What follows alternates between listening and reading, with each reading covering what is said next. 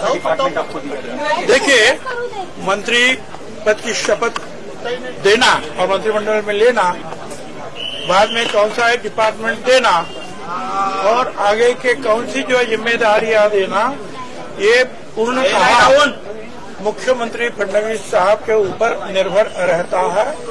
वो जो उप मुख्यमंत्री है उन लोगों के साथ चर्चा करते हुए वो निर्णय लेंगे तो उनको मंजूर है। सर, ये भी कहा है, इस तरह से भी देखा जा रहा है कि धनंजय मुंडे को जब निकाला गया है उसके बाद फिर आपको लिया गया है, कहीं ना कहीं उस नजरिए से भी ये देखा जा रहा है, तो उसको लेकर क्या कहेंगे? चलिए, समाज को महाराष्ट्र के न्याय मिला, ऐसे लोगों की भावना क्या है?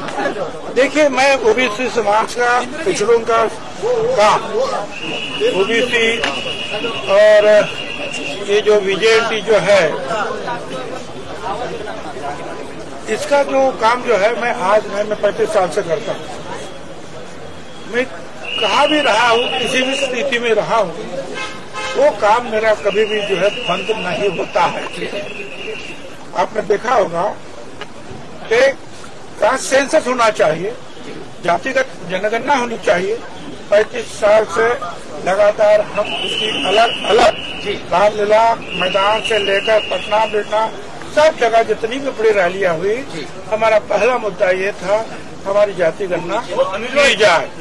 और वो जो है आज हम बहुत खुश हैं कि मोदी साहब ने जो है उसको मान लिया है और ये जो जातिगत जनगणना अब होगी, साथ साथ जो है जो हमारा कुछ आरक्षण परसेंटेज कम हुआ था भाटिया कमीशन के अहवाल के अनुरूप, इसलिए सुप्रीम कोर्ट में जब ये केस आई तब हम लोगों ने वहाँ हमारे भी वकील दिए और ये समीर भुजबल जी, महेश झगड़े, मंगेश ससानी, इन सबको जो है 2 दिन उधर भेज दिया था।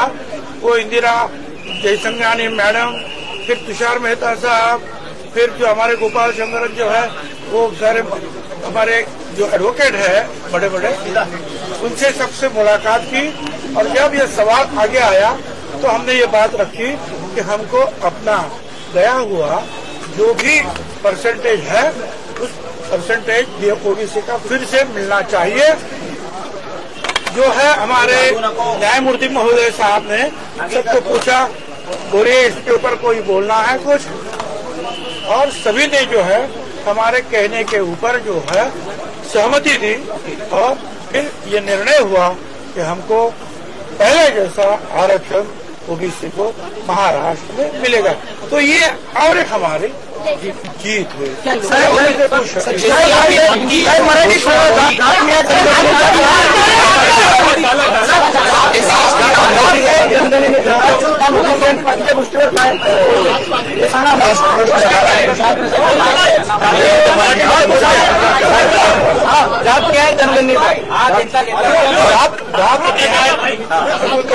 न्याय जनगणना ही याच्यासाठी आवश्यक होती। 35 वर्ष आम्ही मागतोय ते, कारण काही द्यायचं झालं ओबीसी आणि भटक्या विमुक्तांना तर लोक कोर्टात जायचे बाकीचे लोक, आणि मग कोर्ट विचारायचं की तुमचा किती आकडा आहे, तुम्ही किती लोक आहात, आणि तो डाटा काय आमच्याकडे नव्हता। 1931चा डाटा आपण घ्यावा असं म्हणायचो, पण कोर्टात सगळं प्रकरण जायचं। म्हणून समीर भुजबळ खासदार असतानाच आम्ही प्रयत्न केले, सुप्रीम कोर्टात सुद्धा गेलो।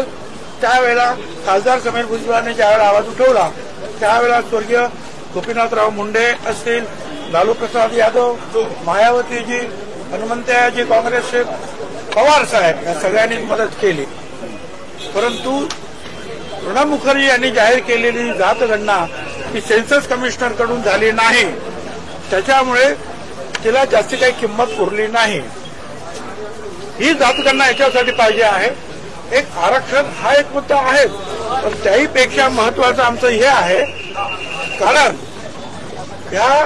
ज्याप्रमाणे दलित समाजाला भारत सरकार आणि राज्य सरकारकडून वेगळा निधी आहे, आदिवासी समाजाला भारत सरकार आणि राज्य सरकारकडून वेगळा निधी आहे।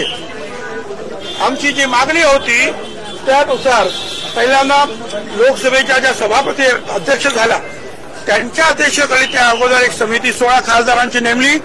त्यांनी सांगितलं परिस्थिती ओबीसीची वाईट आहे, त्यांना मदत करायला पाहिजे, परंतु आमच्याकडे दाखला नाही. मग मनमोहन सिंग कमिटी आली, त्याच्यामध्ये चिदंबरम, पवार साहेब ही सगळी मंडळी होती. त्यांनी सुद्धा सांगितलं यांना मदत करायला पाहिजे. गावागावामध्ये देशामध्ये फार वाईट परिस्थिती याची आहे, परंतु डाटा नाही.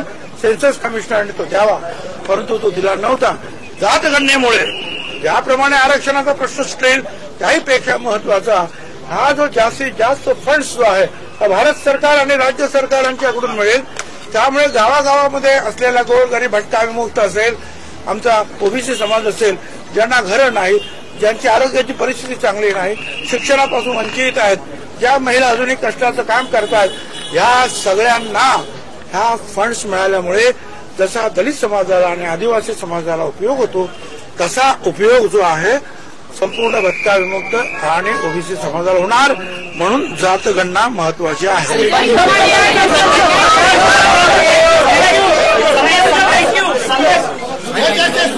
अभिनंदन सर.